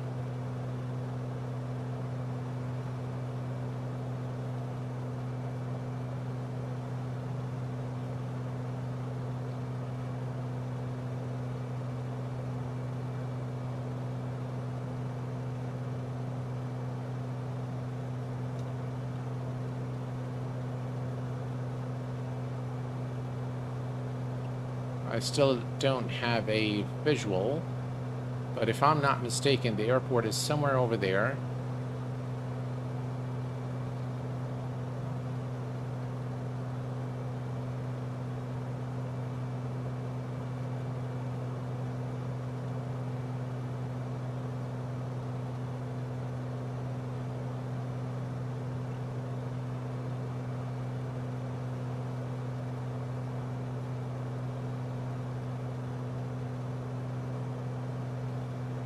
Looks like it's somewhere here.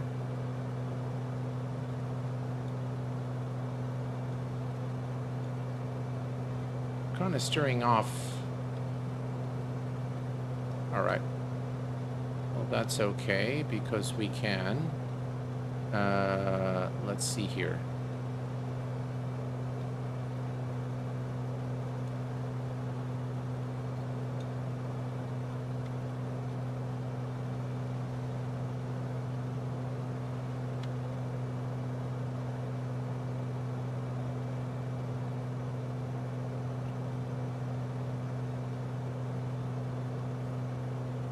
Right, go to heading.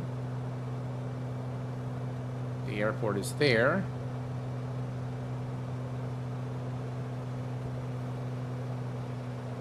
We're going to start slowing down the aircraft. I have the runway in sight now.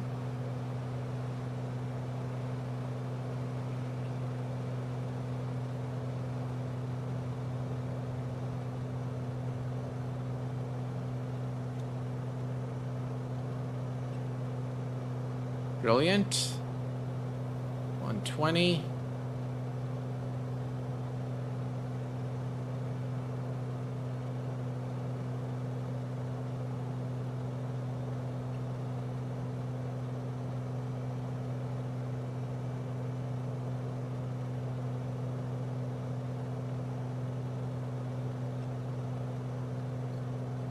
And the airport is right there. That's the runway.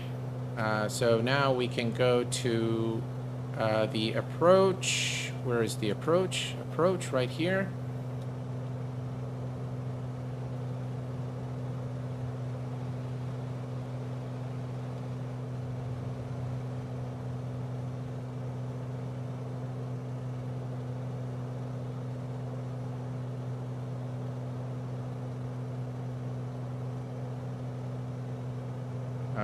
Where is it? There we go. All right.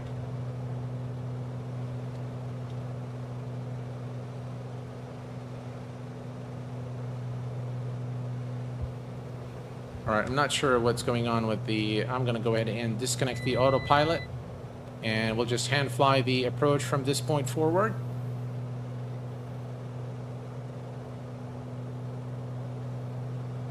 That's runway...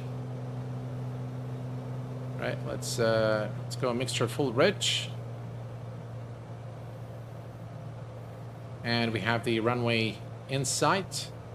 Runway 17 left. And it's always a much better experience to hand fly the aircraft.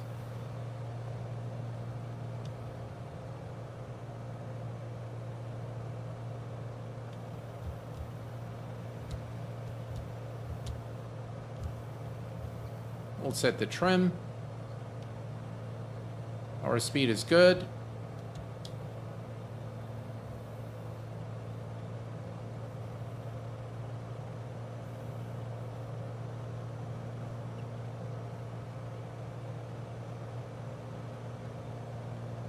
And we'll make very slight changes here to line up with the runway.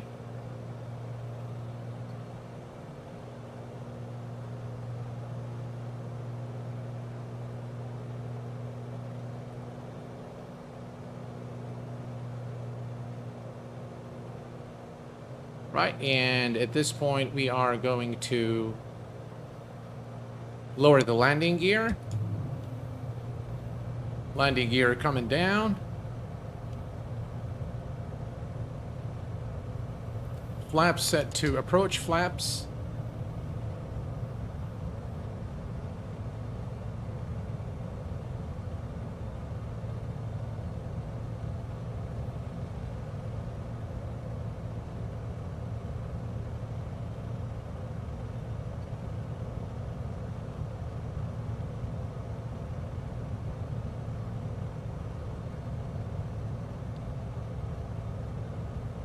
A little bit of wind.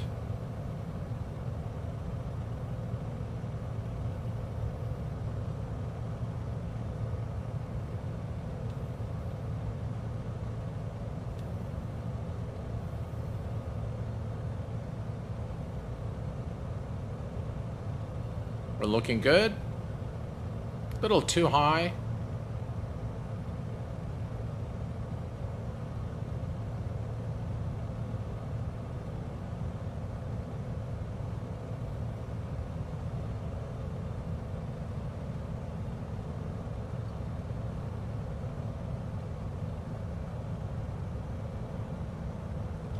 And flaps full.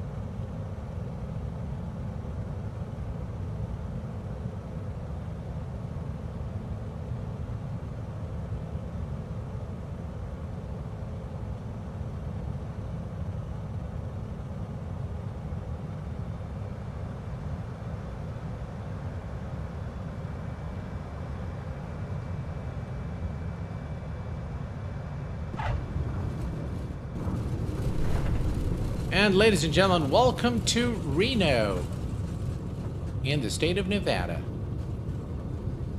Bit of a floater there on the landing, but nonetheless, nice one, nice approach, nice flight. Thoroughly enjoyed it.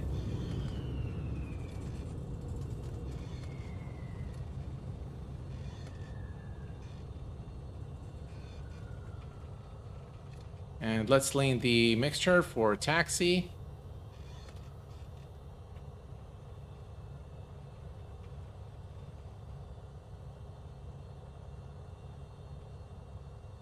Brilliant.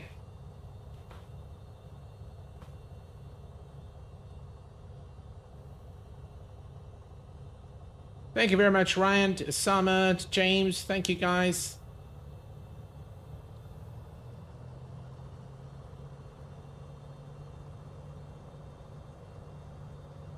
We did land outside the landing touchdown zone, but that's all right. And we'll just park anywhere. There's again, this is the default airport, so there aren't any taxi markings or anything like that. So we'll just leave it here. All right. So let's set the parking brake. Now, first thing I want to show you guys is what happens during nighttime. So we're going to turn on the panel lights and the floodlights, and let's go ahead and change the time. So we're going to come here and change the time. Maybe this right there. No, actually, let's make it darker. Just look at that, guys. Yeah. Look at those panel lights. That's just absolutely gorgeous. Very, very nice night lighting. Lovely, just really lovely night lighting inside the Bonanza. All right, so that's the night lighting. Another thing I'd like to show you is I want to show you the actual... let's see here. Where's my Microsoft Flight Simulator? And if we go to the community and Black Square Analog manual, this is, ladies and gentlemen, the manual. It's a 93-page manual, and it's got everything you need to know about the aircraft, including the avionics.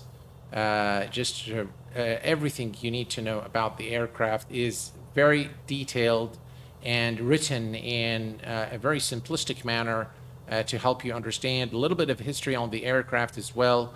But everything with, the manual is actually one of the things that's one of the things done very well with the Black Square add-ons is the manual. Just really very detailed with lots of pictures and explanations of how to do things. Again, you can see the explanation on the Garmin devices, everything, all the devices, whatever you like to do, everything is explained in a lot of details. So this is really something I give them a lot of credit for creating such an excellent manual. You can turn on the avionics. We'll turn on the landing lights, panel lights, floodlights. Everything is in the off position, and we can now kill the mixture to, there we go, and prop. Also, you can turn off the alternator and the battery switch, and we are back in the cold and dark state once more. We should have retracted the flaps, but that's okay, not a big deal.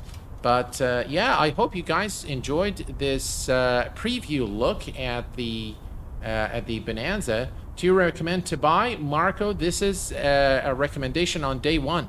So this is a must-buy on day one. If you like general aviation aircraft, you're looking for something fun in the sim, without a doubt, this Bonanza, Analog Bonanza by Black Square, is going to bring hours of enjoyment to your flying experience in Microsoft Flight Simulator. I would call this definitely study level. I would definitely give it my recommendations. So it definitely gets the Q8 Pilot seal of approval. And with my highest recommendations, I am confident that you will enjoy this aircraft immensely. Maybe on release date, we'll do another stream, and I will speak to the guys over at JustFlight to see how we can arrange a giveaway for you guys so that we can give a few copies for the channel subscribers, friends, and followers, as well as the channel members. And of course, it will always be open to the moderators as well. So I'll see what I can do. Please do stay tuned for more information on the giveaway for the Analog Bonanza for Microsoft Flight Simulator. Until then, please take care of yourselves and each other, and I will see you all very soon. Thank you very much for tuning in this evening, ladies and gentlemen. Have a good night. Bye-bye for now.